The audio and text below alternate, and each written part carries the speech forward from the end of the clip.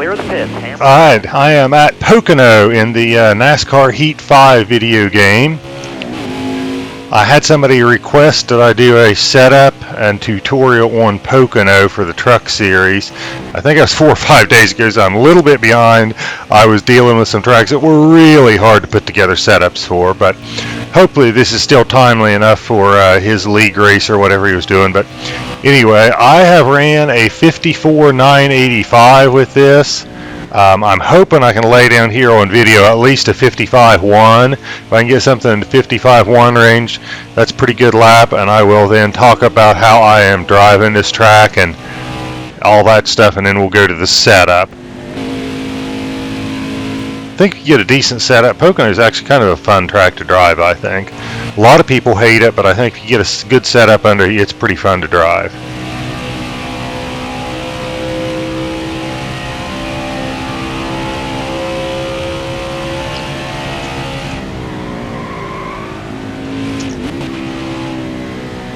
I think I overbraked a little bit there and probably lost some speed there. We'll see.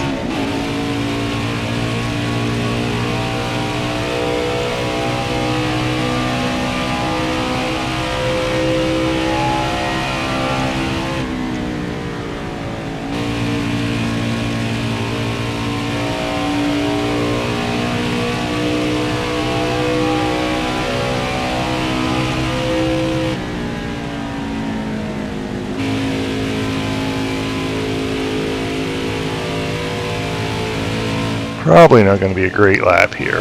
Not sure. Not a bad lap, but I have missed my marks. Yeah, that was real good. That was a 55.0, and I was hoping to get to a 55.1, so we will take it. I will take it and be happy. Let's talk about the line I am running.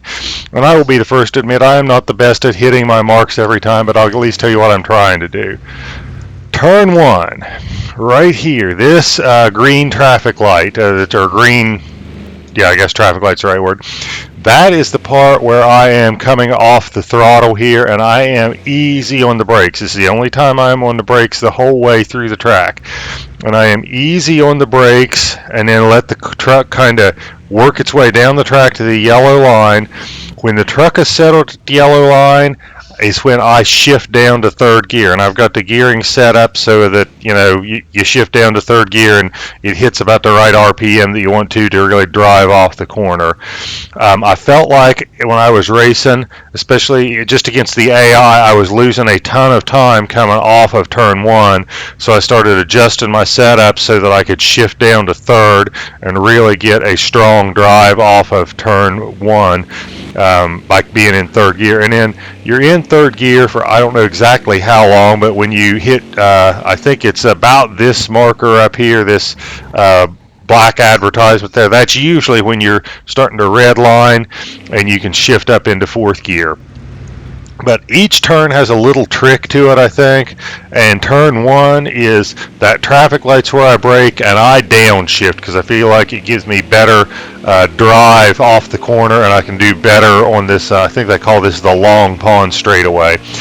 Now coming up into turn 2, this is different, and I got to get her slowed down here. This is different than it used to be. It used to be that I used this mark here is where I got off the throttle, but you've got a little better grip in Heat 5 than Heat 4. The cars are a little stabler, so you can go a little more aggressive. This is where I start coming off the wall and turning down into the turn, but I am not lifting until I hit this last traffic cone here. And in about every corner of every track, there are cones leading you into the corner. It starts off with 3 cones on the fence, and it goes down to 2, then 1. So when you get to this 1 cone right here, that's when I am out of the throttle, and I am not trying to get to the yellow line. I am trying to get down to the apron. You can get clear down to the apron. Sorry, I've got the dogs in here about to mess this video up. I got to run them out before they disconnect me and pull a stunt like Denny Hamlin's daughter did. But anyway, back to turn 2. You've got you can get grip on the apron. I like to get at least 2 tires on the apron. It is fine to get 4 tires on the apron. There is plenty of grip down here. You don't spin out. You don't have any problems. It's just a way to shorten the corner up a little bit and make a harder corner easier. So makes it much less difficult to get through there, I think, by using the apron. Okay, turn 3 is probably the turn I don't have any great words of wisdom. Right about here where this traffic light is, that is where I want to start my turn into the corner. So when I hit that traffic light, I'm hitting my turn in somewhere probably about here, a little bit before that concrete strip that goes right through the grass ahead of me, is when I want to try to get back in the throttle. And you have to ease your way into turn 3. If you turn too hard, you're going to be down on the yellow line and have a hard time getting off of it. If you turn too late, you're going to be too wide coming through here. I would tell you in turn 3, I would rather be too wide than too tight. If you get tight down here and the truck's headed like this direction, you're going to have a hard time because you're going to come off of this corner like this and have a hard time coming down. Also, if you're down here too much and the truck's turned too much, that grass is going to catch your left side and spin you out. I also feel like if you happen to be a little wider, that's not necessarily a bad thing. A little bit wide means you're building up more momentum for this extremely long front straightaway. So those are my tips for driving Pocono. I think this is a pretty good setup. Like I said, I ran a sub 55 with it. I think I looked up Heat 4 and I thought my best at Heat 4 was a 55.3 or something. So this is way better, I think, than what I was running in Heat 4. But anyway, enough talking about how to drive the track. Let's talk about the setup.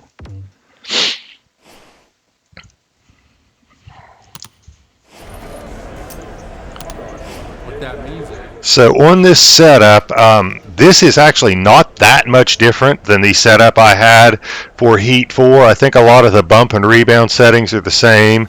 I think the springs are the same, are pretty close to the same.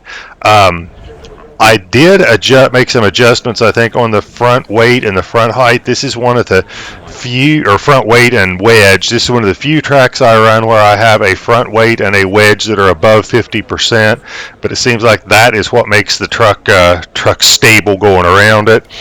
The tire pressures are fairly close to the default settings. I think I went a little more aggressive on the left front camber. The big thing I adjusted, I think, was those track bars.